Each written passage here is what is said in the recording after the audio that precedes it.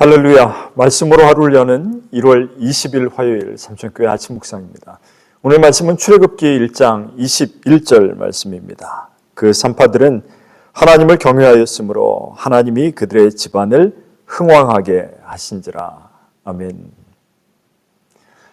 창세기 15장에 보면 하나님은 이미 아브라함에게 네 자손이 이방의 객이 되어 그들을 섬기겠고라는 예고를 주셨습니다. 뿐만 아니라 야곱이 애굽으로 내려갈 때 브엘세바에서 야곱아 너는 애굽 내려가기를 두려워하지 말아라. 너로 거기서 큰 민족을 이루게 하리라. 내가 너와 함께 내려가겠고 반드시 너를 인도하여 다시 올라올 것이다. 그렇게 말씀하셨습니다. 그렇습니다. 애굽 430년은 하나님이 떠나신 시간이라고 할 수 없습니다. 하나님은 미리 말씀하셨고 반드시 말씀하신 대로 이루시는 분입니다. 그리고 하나님께서 야곱의 가족 70명을 출애굽 당시 장정만 60만 명이 되게 하시는 커다란 이 섭리는 야곱의 형제들이 정착했던 그 지역에서도 찾아볼 수가 있습니다. 요셉 시대에 그들이 요구했던 지역은 나일강 인근의 비옥한 땅인 고센 지역이었습니다. 요셉과 그의 형제들은 바로에게 자신들의 생업은 목축업이기 때문에 고센을 달라고 요청합니다.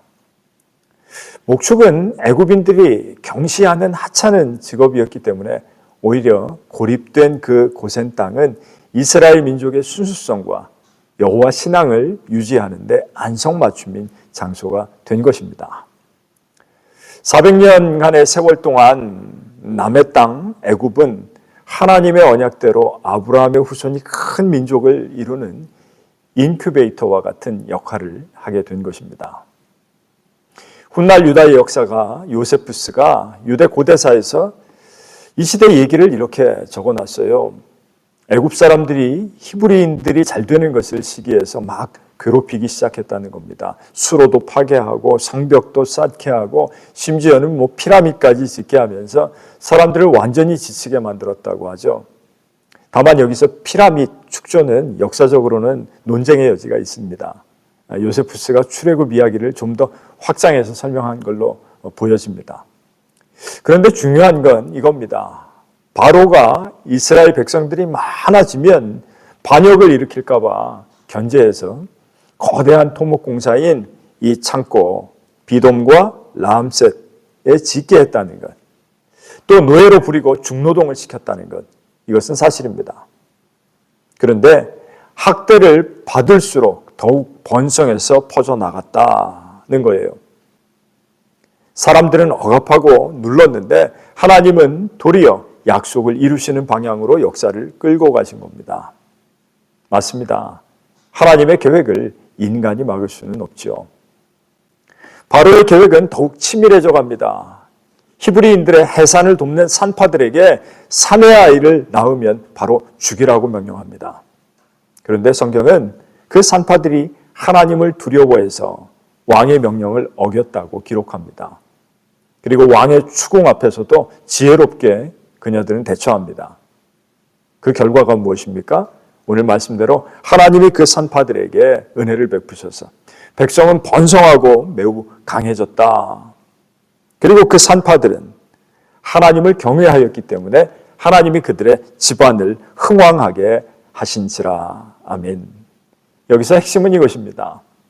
하나님은 하나님의 계획을 반드시 이루어 가십니다. 누구를 통해서요? 경외함으로 자기 자리를 지키는 사람을 통해서. 오늘 성경에는 시브라와 부하 이름이 기록되어 있습니다. 그 산파들의 순종은 작은 순종처럼 보이지만 하나님은 그 작은 순종을 통해서 출애굽의 출발점으로 사용하고 계시는 것입니다. 결국 바로는 끝으로 전 백성에게 명령합니다. 히브리인의 아들이 태어나거든 나일강에 던져라. 인간의 악이 극단에 도달합니다. 그러나 출애굽기의 다음 장면은 무엇입니까? 바로 그 나일강에 던져진 한 아이, 모세를 하나님이 보존하시고 길러내시는 겁니다. 그것이 하나님의 섭리입니다.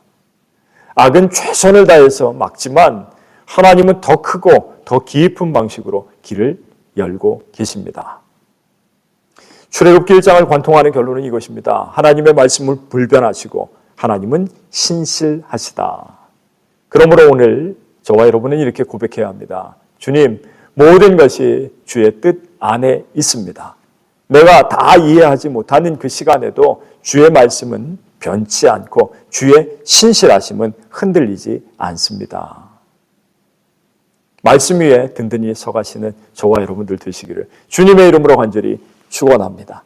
기도하겠습니다. 신실하신 아버지 하나님, 오늘도 주의 말씀을 따라 역사가 움직이며 우리의 삶도 주의 뜻 안에 있음을 믿습니다. 두려움이 커지는 시대 속에서도 하나님을 경외하는 믿음을 허락하시고 작은 순종을 통해서도 주께서 일하심을 보게 하옵소서. 우리 주 예수 그리스도의 이름으로 기도드리옵나이다. 아멘.